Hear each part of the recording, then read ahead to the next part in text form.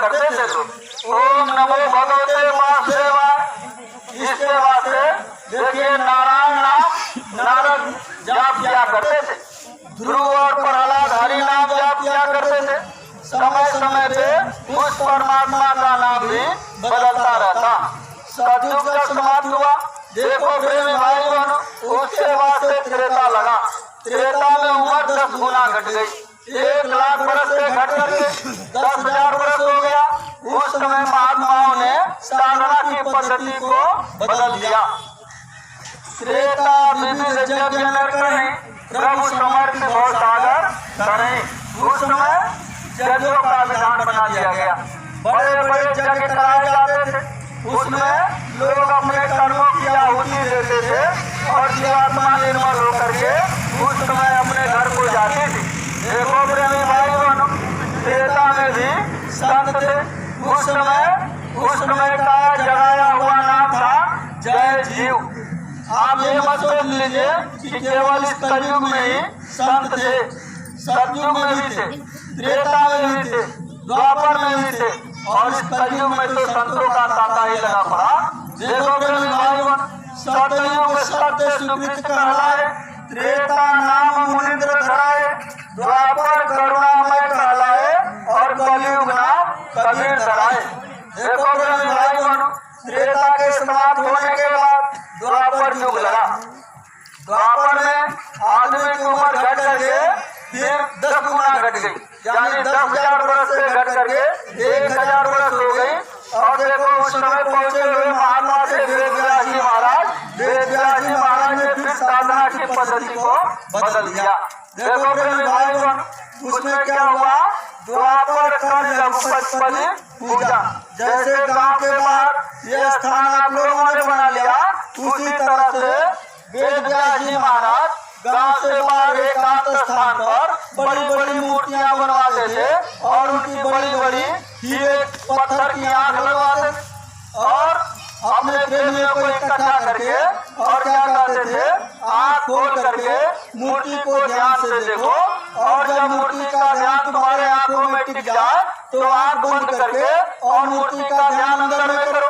देखो प्रेमी भाई बहनों, महात्मा ने तो अंदर में ध्यान करने के लिए बताया, लेकिन लोग जो है कि मूर्ति को ही भगवान मानने लगे।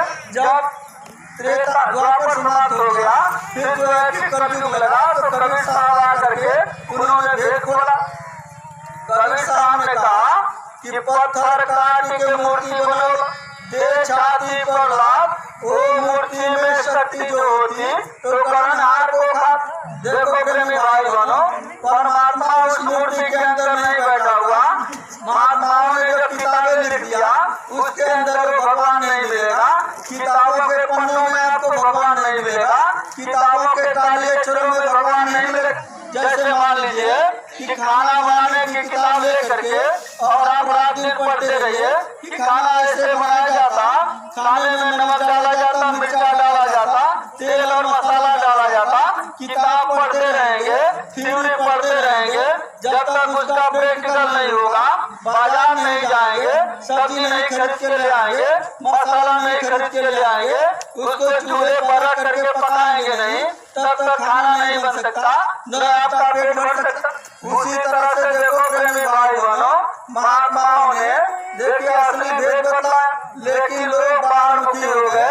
देखो जितने भी धर्म है, जितने भी मजहब है, उसमें जितने भी पहुंचे हुए संत महात्मा फकीर आए, उन्होंने सब जो है कि भेद अंतर का बताया। लेकिन लोग बाहर मुखी होकर के इस दुनिया के सामानों को, तीर्थों को, मूर्त में जा करके और जो है कि भगवान को खोज रहे। कोई किलो पर सोता, कोई सोता ही नहीं, कोई 5 अग्नि की दुनिया रमाए बैठा और घर बार छोड़ करके जंगल में चले गए और जो है कि देश बना लिए साधु का और आपका मन तो यहाँ घर में रम रहा, बाल बच्चों में रम रहा, बीवी बच्चों में रम रहा, तो उधर जो है कि जंगल में जाने से परमात्मा कभी नहीं मिल सकता।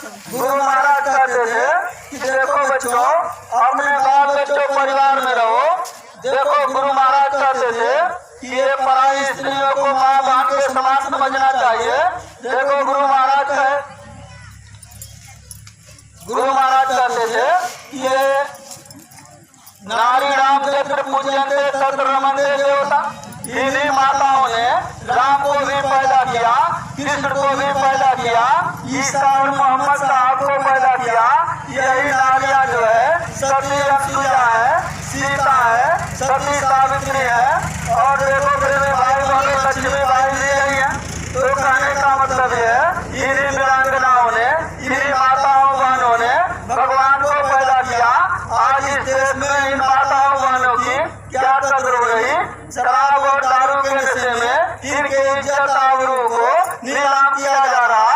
यह भारत देश तो धर्म भूमि है और इस भारत देश के अंदर ऐसी विडम्बना है।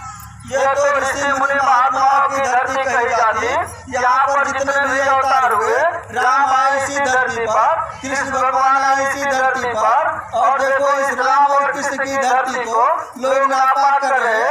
जगह जगह मांस की दुकानें, जीवों की हत्या, माताओं बहनों की इज्जत आबरू नीलाम हो रही।